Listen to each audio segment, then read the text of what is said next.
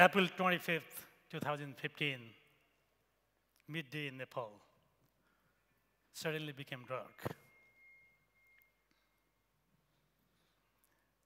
But on the positive side, I saw something unusual. The participation of young people, digital volunteers, and small local organizations. They started the first response, relief, and report, because they were already there. The information started to come to the system we developed.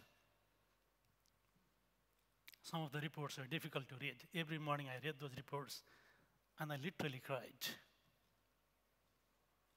I was not reading the reports. I was also experiencing the earthquake every minute, every second. That led us to think that we have to do something, and we have to do it now.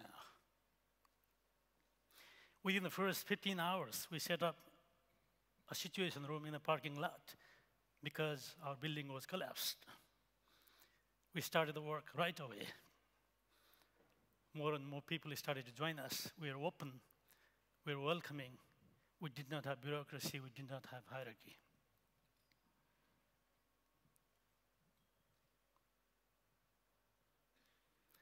People started to take the task themselves. They worked with the minimal guidance and supervision. They took a variety of tasks.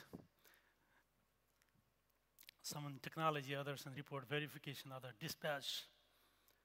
And in addition to those local volunteers, we got nearly 2,000 remote mappers from all over the world within the first 48 hours.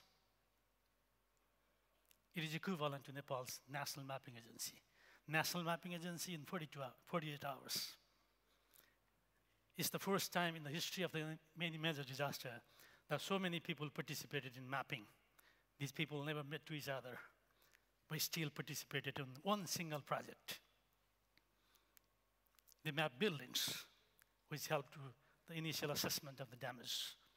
They traced roads, identified blockages in the roads, IDP camps, and many other things. But so what? Was that information used? Was there any impact? One day, a Canadian DART team comes to our office, to our situation room. They thanked us. We did not know that they were pulling the data we created, those many people created, and producing a map, a big maps, and distributing the maps in hundreds of copies to relief and response organizations. USAID used it. World Food Program used it. Red Cross used it. Many other government organizations used it.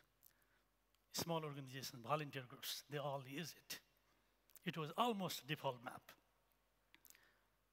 Map Action was stationed within the UN house in Kathmandu. They were also using this data, producing different information products and supplying to the entire UN system. One of the remarkable use of this information was made by the Nepal army. Every 2 hours, they used to get data from us, the data that was produced by so many volunteers, and use that data in operation.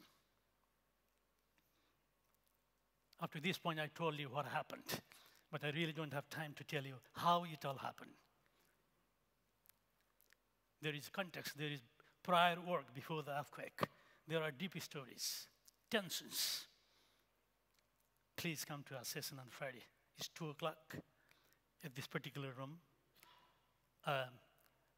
This is the title of the session. I'll be talking more about it. I'll be telling you stories.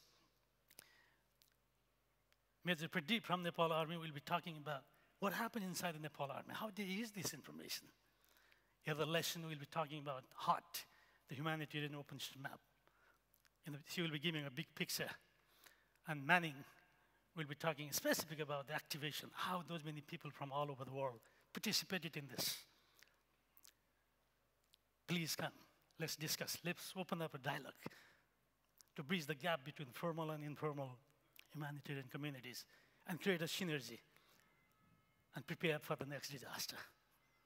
Friday, 2 o'clock, Stanza London room. We look forward to seeing you there. Thank you very much.